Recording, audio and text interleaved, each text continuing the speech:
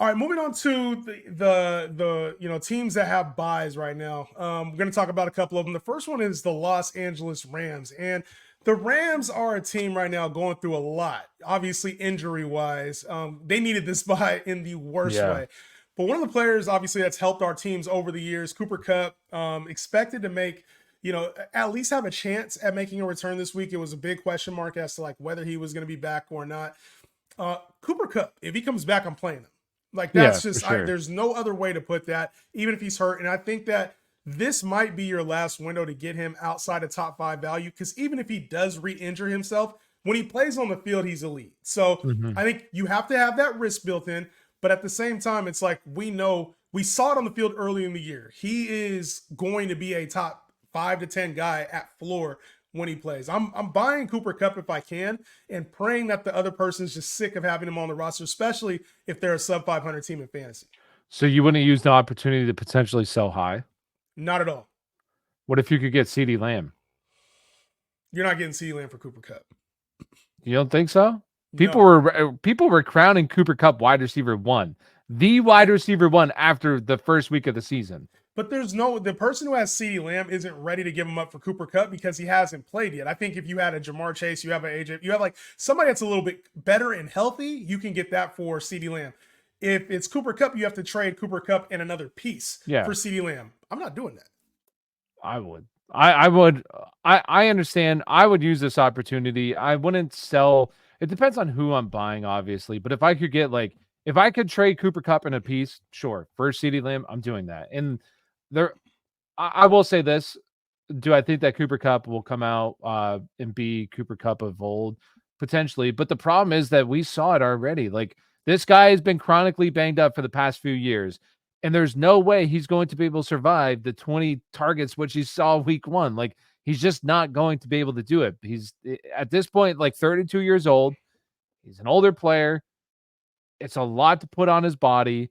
I just don't think that he's going to be that player that people want him to be, the wide receiver one overall. I really do think that people will look at him and think that he can be that guy. I just don't think that he's going to be that guy. I don't think he'll hold up to be that guy. So if I could get Cooper Cup for like back end wide receiver one value, sure. I don't think that you could even get that though. Mhm. So for me personally, like if I had him, I would obviously like I'd play him. I have him in a couple leagues, playing him, holding him, gonna ride it out. But like if I had, I will say I do think it honestly kind of creates a good selling high opportunity because I think that some people will But look what at sell him. high though? Like you have to sell high. He's coming off of an injury, so you're not really like selling high because you're selling on the You're news that selling he's on coming the back. return. You I'm think that's the high for him this season? Oh, when I think that's where we okay, differ so this is the much. problem. Like week one, I said this in a video, and people flame me in the comments. I said I would be selling Cooper Cup for Amon-Ra St. Brown. People are like, there's no way I would sell Cooper, or I wouldn't sell Cooper Cup. He's now the wide receiver one. People have it in their mind, just like you said earlier in the show. Early in the season, people forget that the Saints aren't a very good team right now, but they still think they are. A few years ago, people can't get it out of their mind that this dude broke fantasy football. He's Yeah. now, years removed from that. He's 32 years old. He's an older wide receiver now. I just think that people will look at this situation, no Puka Nacua, which Puka Nacua will return at some point. I'm not, maybe, Cooper Cup will continue to be the wide receiver one here, but like Puka Nacua is nearing a return. I just think that you could get a lot of value for the name of Puka or Cooper Cup and the potential that he offers. I don't, I just, we saw it. We clearly saw like it's not, that's really the only risk you have is injury. But there's been so many injuries this year anyway. Like you could trade him for a St. Brown. St. Brown could get hurt. We could trade him for a lot of players. CeeDee Lamb could get hurt. And Or I it get just there's doesn't a look that higher good. probability of it He's a with Cooper Cup. high ankle sprain. Like Yeah, these but it was guys. on a hip drop tackle. Like it wasn't like he just went out there and just got hurt. No, It's a I'm hip saying drop this tackle. that could he could not be like I'm saying that affects. We saw how long that affected Tony Pollard, right? He wasn't even Right. right the rest of the season then next year. Like he was, and he looks fantastic now. Like this could be a situation where yeah, he's coming back, but he also doesn't look like the same player because his body's just not right. It's right, but it's not right. Like that's what I'm saying with this. I'm not saying that he's going to go out there and get hurt again Yeah. or anything like that, but I just think he could be fine, and that's okay. But he's also a player that there's no denying that he returns, everybody's immediately like, all right, this guy's locked and loaded as a top 5 guy going forward. And I really do think that it wouldn't be that hard to get a CeeDee Lamb or something like that. Maybe another throw in. I really don't. And that's something I would be doing if I had Cooper Kupp. So if you had Cooper Kupp and say the person that had, let's call it like Garrett Wilson, and you have Cooper Kupp, and the person who's Cooper Kupp's like, yo, let me get. You're saying like you would do Cooper Kupp for Garrett Wilson. Like, is that the range you would go? Prior to Devontae coming there, I would. Not now, Okay. like Devontae. I think he hurts it. What about a name like Malik Neighbors? Like, would you rather have Cooper Kupp or Malik Neighbors? I'd take Malik. Give me Malik. What about Drake London? Cooper Kupp or Drake London? Ooh, Drake's been balling, man. Give me the young guy. I would take Drake. Hell yeah. And I don't even think that you would. You probably would. Do you think that Drake manager would do a 1-for-1? If you had Drake May, if you were trying to trade Cooper Kupp for Drake May, would you not ask for another Drake London? Drake London? Yeah, Drake May.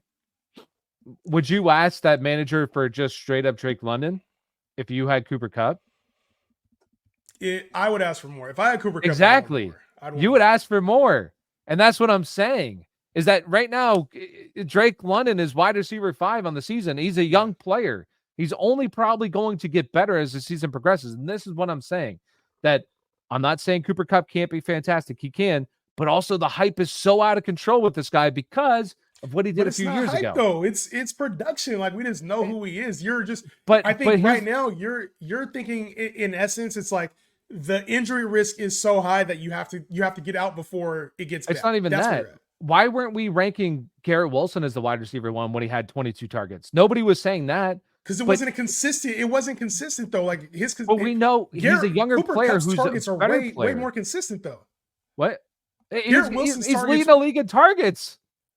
Yeah, because he had a 20. Cooper Kupp was doing the same. Because he had a 20 target game exactly, and that's what Cooper Kupp did, and everybody already putting him as wide receiver 1. Anyways, this is just what I'm saying. I think this creates a great sell high opportunity that if he goes out there and he's not the guy that we think he is, and he doesn't produce, 100 yards, 10 catches, people are going to be like, oh, okay, maybe he's not the wide receiver, maybe 5, and then maybe slowly creep back to wide receiver 10. When you had the opportunity, you could have cashed out.